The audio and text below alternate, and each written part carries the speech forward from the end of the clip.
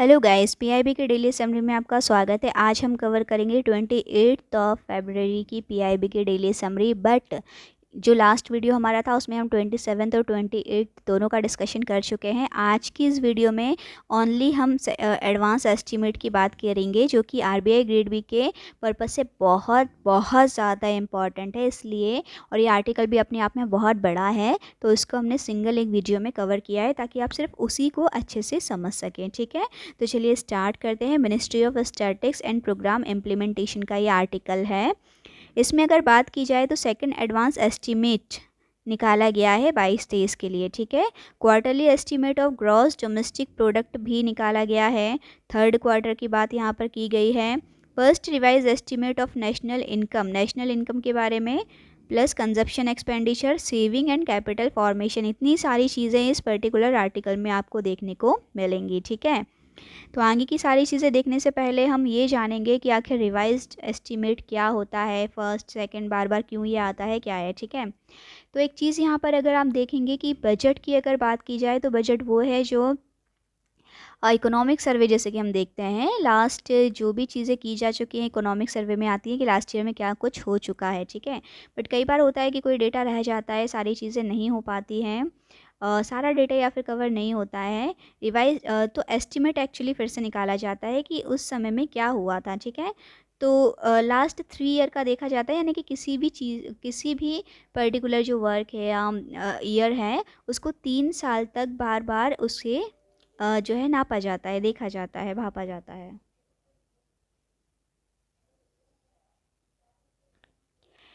कोई भी जो फाइनेंशियल ईयर है उसे कंटिन्यू 3 बार तक उसका एस्टिमेट निकाला जाता है। ठीक है, तो आप देखेंगे हर बार जैसे जिस साल पीछा होता जाएगा तो उसका फर्स्ट एस्टिमेट आएगा, फिर सेकंड एस्टिमेट आएगा, फिर थर्ड एस्टिमेट आएगा।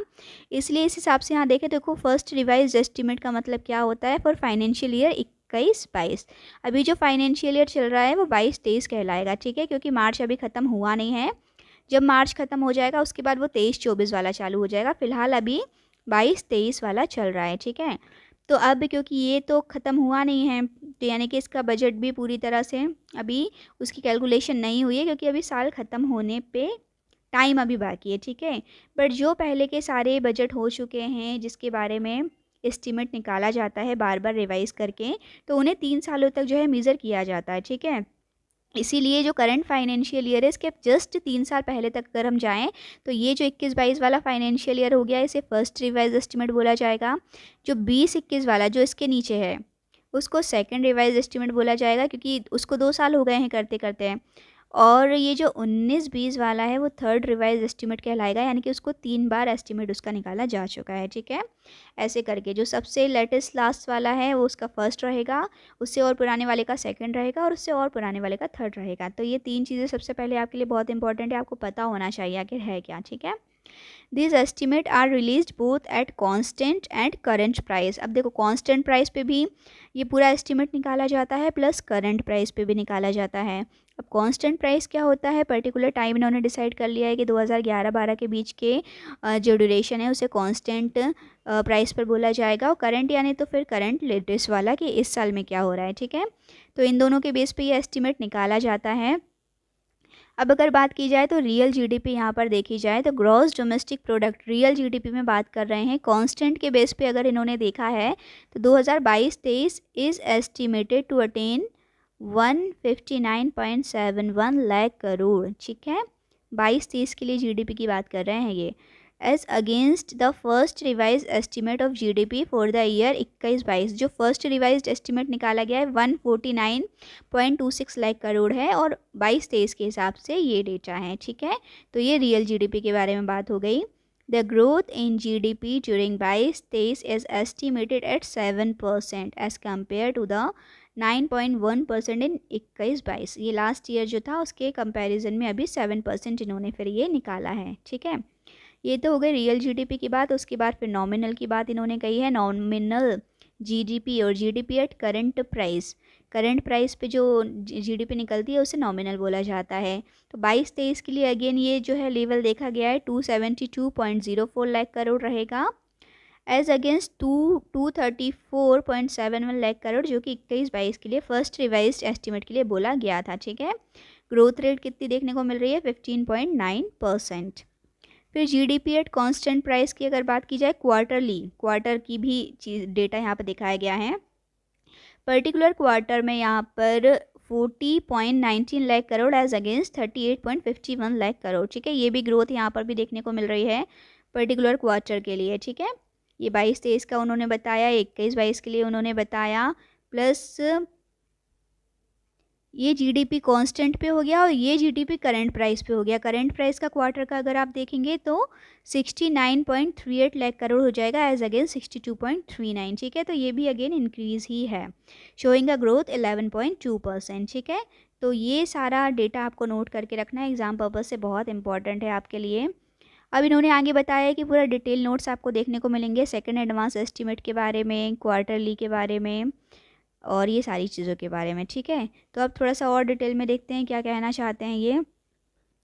अगेन 7 एडवांस एस्टीमेट की बात की जा रही है, तो रियल जीडीपी की बात इन्होंने करी कांस्टेंट प्राइस पे 22-23 के लिए, जो कि 159.71 लाख करोड़ है।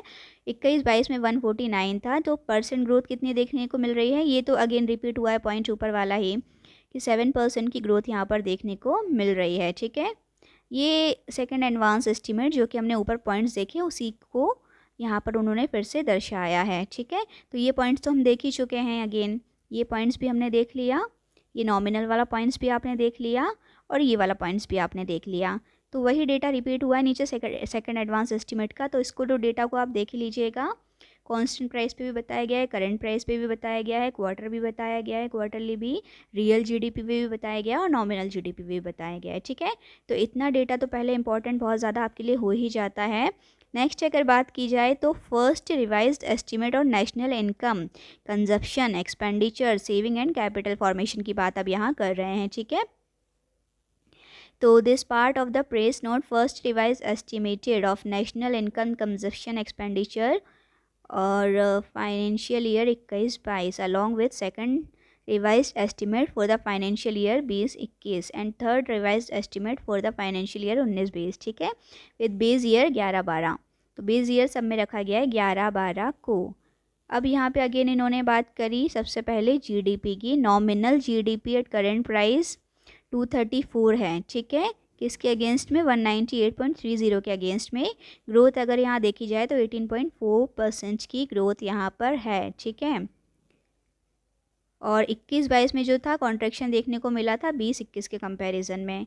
नेक्स्ट रियल जीडीपी की अगर बात करें तो बेस ईयर जो प्राइस है कांस्टेंट पे देखें for the year 21-22 and 20-21 stand 149.26 lakh crore. ठीक है, तो ये डेटा आप चाहो तो यहाँ पर रीड भी अच्छे से कर सकते हो। कुछ चीज़ें अगर जल्दबाजी में मिस हो रही होंगी तो आप डेटा को एक बार वीडियो को रोक के पोस्ट करके अपने लेवल पे एक बार उसको रीड करके भी देखिएगा, आपको काफ़ी चीज़ें यहाँ पर क्लियर हो जाएंगी। ठीक है, क्योंकि बहुत सारा डेटा है, पढ़ के सारी चीज़ें बोलने में कुछ चीज़ें निकल भी रही होंगी, हो सकता है ऊपर से जा रही होंगी, बट आपको सारी चीज़ों को एक बार रीड ज़रूर कर लेना है। ठीक है, अब देखो इंडस्ट्री वाइज एनालिसिस भी इन्होंने यहाँ पर दिया हुआ है।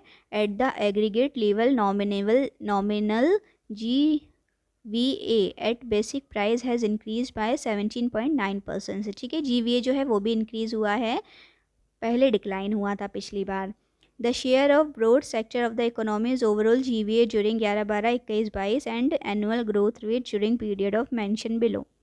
फिर नीचे बाकी चीज़ों के बारे में बताया गया है, जैसे कि net national income, nominal net national income eight current price 203। ठीक है, 203.27 लाख करोड़ है अगेंस्ट इसके, यानी कि ये भी इंक्रीज़ हुआ है 18% से। ठीक है, ग्रॉस डोमेस्टिक डिस्पोजेबल इनकम, इसकी अगर बात की जाए gross national disposable income current price पे बताया गया है 236, इसको रिवाइज किया गया है एज अगेंस्ट जैसा कि था 201 के कंपैरिजन में इतना रिवाइज इसको किया गया, यानी कि ये भी ग्रोथ आपको देखने को मिली है 17.4% की। ठीक है, इसके बाद अगर सेविंग की बात की जाए तो सेविंग यहाँ पर है gross saving during 21-22 is estimated 70.77 lakh crore. ठीक है, इसके अगेंस्ट में ये अभी इन्होंने रिवाइज अगेन इसको किया है सेविंग को। ठीक है, जनरल गवर्नमेंट एंड हाउस होल्ड sector in growth saving standard this पे पर्टिकुलर बाकी सबका भी बताया गया है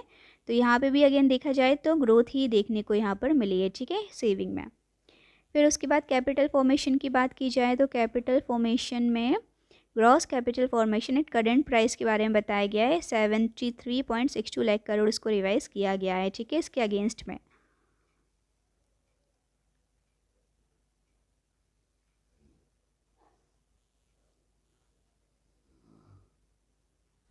इसको भी पूरा रीड कर लीजिएगा। उसके बाद यहाँ पर है ये GFCF, ठीक है, non financial corporation followed by हाउस होल्ड sector share of which stood at 44.1 and 40.5% respectively, ठीक है। क्या चीज़ है ये? Share of the total GFCF।